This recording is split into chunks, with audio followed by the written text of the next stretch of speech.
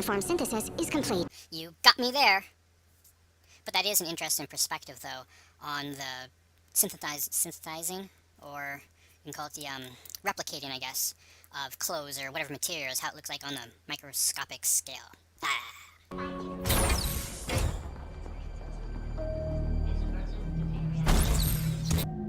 As first officer, I take pride in knowing every name and assignment on the crew manifest. You were to be on the prison transport shuttle that left yesterday. From the first officer's perspective, the captain doesn't care for his opinion. Now, he's been there for however long, so is this a normal thing, or is this per usual?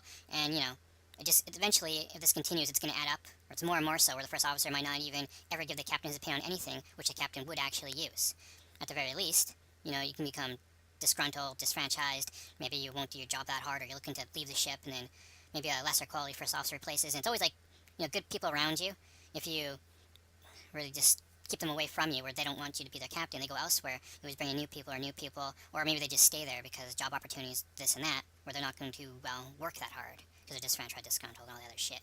From the captain's perspective, it would be like, well, in the previous episode, I did ask you what you thought of Michael Burnham, but that was just for a mission, though. And Michael Burnham also could be like, hey, I'm just being nice, which later in that episode he did say I was being nice. You know, I didn't, for permanently be here. And of course, going on a mission saying something like, hey, I think this person's competent, and permanently be on a member of the crew are two different things. That said, the captain's like, hey, you did give that person a thumbs up, and of course, the captain already anyways, depending on your perspective, really wanted Michael Burnham to be there anyways, so already had his opinion on Michael Burnham before even asking the first officer what your opinion about Michael Burnham is, because since he went out of his way, and Michael Burnham, or the first officer, was surprised in the first place that they picked up. Like, he all did this by himself, or with a handful of people who, in his inner circle, whoever they may be, which clearly seems to be not his first officer.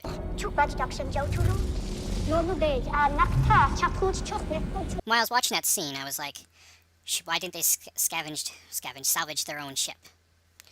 Even though in the Star Trek universe, people work for free because they've got all their needs taken care of, it still requires X amount of work hours to build said materials, and, you know, there's only so many materials out there. Materials aren't infinite because you have planets, you know, moons, asteroids, stuff like that. You know, a star goes supernova, it explodes, the stardust eventually creates maybe a moon or whatnot, it creates from there. But eventually, every time a star goes supernova, there's less materials each time, and the universe keeps expanding and expanding and expanding. So materials, the fact that the cost, non-financial costs, I guess you could say, still huge. Do all that, and there's only so much materials out there that the Federation should be automatically your policy to salvage your ships. Now, you know, you got these metals, the outside of it, melt it down, reuse it. But if for some reason the metal alloy, whatever the hell they use for their starships, can't be reused for whatever reason, you can't recycle this shit, what about the equipment inside the ship that's workable? Salvage that stuff. And even if that's not salvageable, then you know what? Why don't you blow it the fuck up? So, an alien species, I don't know, perhaps the Klingons, that Klingon ship that's near there, doesn't board it and study Federation technology. Now, maybe the Klingons already know everything there is to know about Federation technology, maybe they don't. But maybe there's another species that comes across it that doesn't know anything about Federation technology. You still don't want it floating around. Just blow it the fuck up. Now, then of course you have the Klingon ship that's out there. First thing, why don't they, well, at the very least, blow up the Klingon ship? Or how about they board the Klingon ship and take Klingon prisoners? How about they board the Klingon ship and kill the Klingons? You know, and salvage it. Maybe the Federation doesn't know. I mean, the Federation knows everything about Klingon technology, then you wouldn't need to, but you could just blow it up so the Klingons can't salvage it either way. But at the very least, you should blow it up. But the fact is, during this timeline, well, the Federation, you know, wasn't using, it's only DS9. Or was that, what the fuck was it called? Cisco had that ship that used cloaking technology, but outside of that, Federation, was it some sort of moral principle? I don't know. They used cloaking technology, whatever. But you know, the Klingons have a cloaked ship. And you know, it's the first time you ever seen it, therefore the other Klingon houses don't have this cloaking technology. Now, while you don't know if they share it or not, but you do know there's different houses, and politics being politics, they probably didn't share with the other ones. Maybe they have yet to share it, maybe they just shared it, you don't know, but either way, you don't have the cloaking technology, you should take it.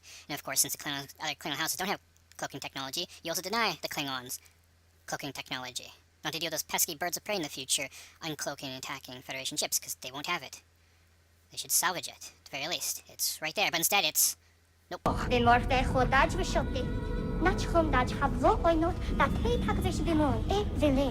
I guess it's canon now. The first time a Klingon had Asian food. Computer, open a ship, Whitehale. Computer, play the audio transmissions from Corban 2. This is my last message. Another round of bombs has struck.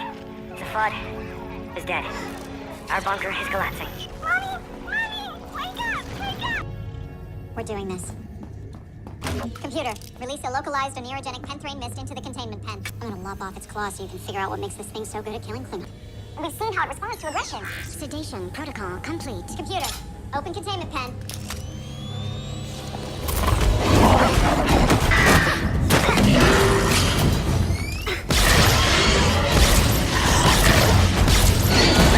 lights to maximum. Computer, fuel containment pen. Where to begin? First off, she's being emotional, which is clouding her judgment. She was on the ship, that tactical officer, whatever her name is, was on the ship when that giant mutated bug, which we have on Earth, it's in Antarctica, it was found like a couple of years ago, I think it was, that can be frozen, this and that, live out in space, all that sort of thing. Anyways, the little buggy running around, she knows that her weapon can't kill it. Now, first, when I hear the computer saying, oh, the whatever procedure is successful, I'm thinking, oh, that's a computer fail because it didn't actually put it to sleep. Versus maybe the computer process is, okay, you tell it to release the gas, sleeping gas, it releases the sleeping gas, but it doesn't check to see whether or not said thing is actually put to sleep or not. Whatever. So, now the thing is, if she's confident that the computer put it to sleep, why are you holding your blaster rifle, which you know won't work, on it? Why are you doing it? Why are you checking it? Like, automatically the computer says, okay, sleeping gas released. She should automatically, say, turn off the force shields and run right up to it and give it a big kiss, because she has no fear of it because it's been put to sleep. If she's got her weapon in her hand, therefore she's being cautious because she doesn't know if it got put to sleep or how long it's going to last for.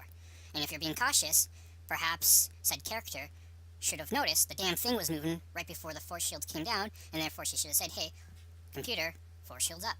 And finally, she knows that the tactical officer knows, and being a tactical officer, you should know better as well, that strategically, you should have the lights turn up maximum, because it's light sensitive. Turn up maximum, maybe the damn thing won't jump out at you. Oh look, check before it's moving, before you open up, Anyways, she got what she deserved for being dumb. Heb je wel even shop toch? Dat klopt toch?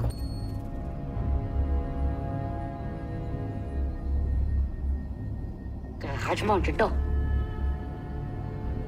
Ja, graag. Papa.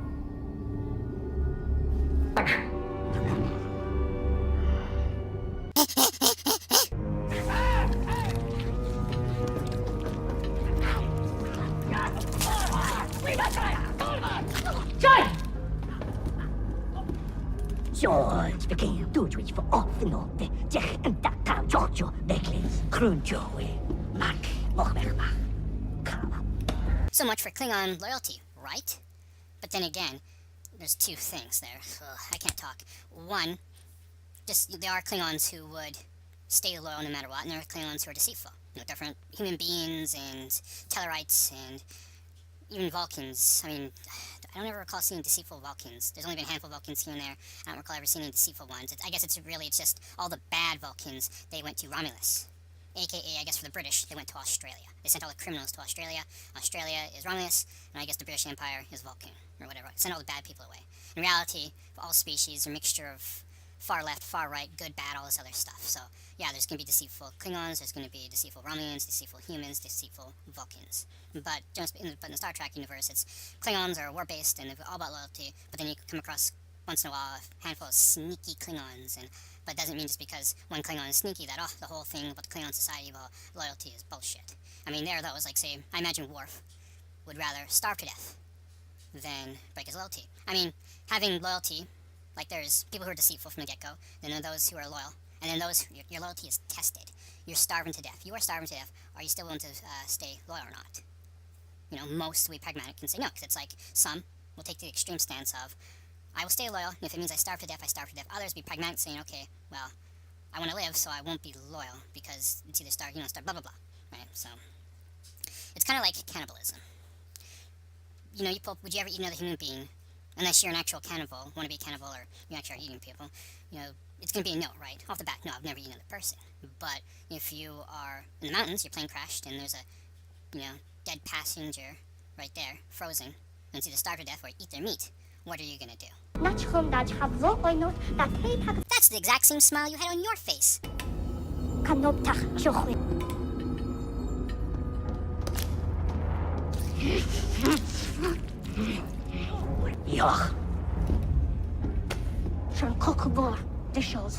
So that's what it's like to have an ex-wife. We just transported the tardigrade into the reaction cube. The tech from the Glen is activating.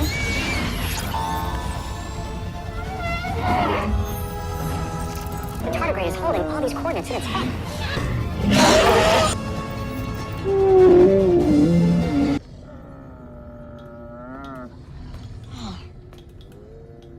You feeling better? Brought you the good stuff.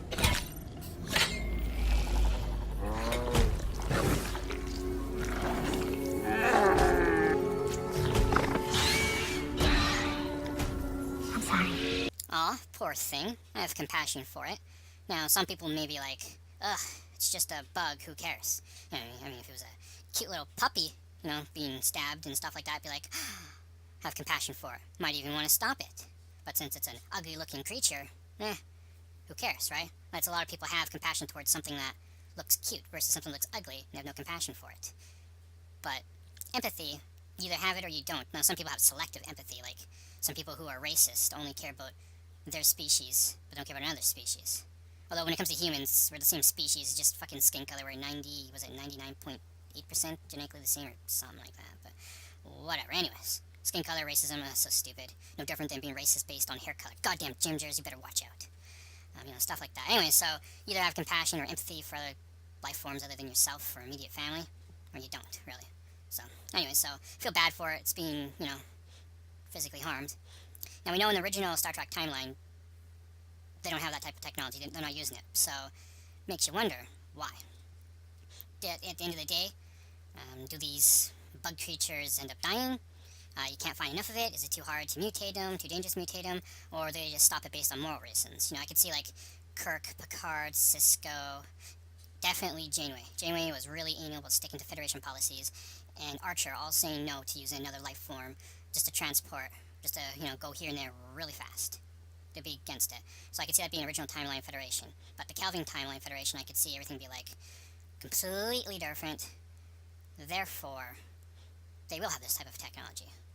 But from the movies to here, like, I'd have to watch Into Darkness again.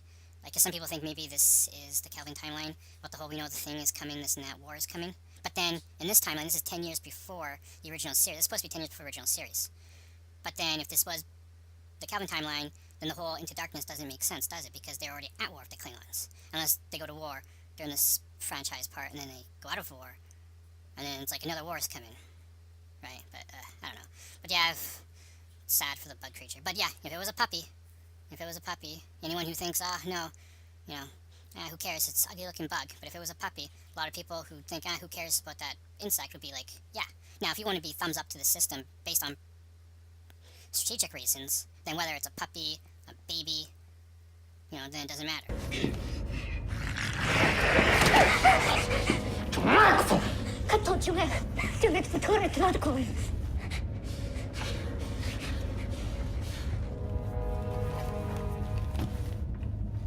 Aw, it's Klingon love. Kapla. Hello, Michael. I hope that wherever this finds you, you are well. I imagine you have your own command now. Or you have been arrested for mutiny. And the reason why I'm now dead is because instead of doing my plan of transporting a torpedo onto the Klingon ship to blow it up, I did your plan of, hey, let's capture that Klingon. So, we both went over there, just the two of us. Said Klingon killed me. You then, instead of capturing that Klingon, decided to kill it. And then you were transported away, leaving my body behind to be eaten by the albino Klingon.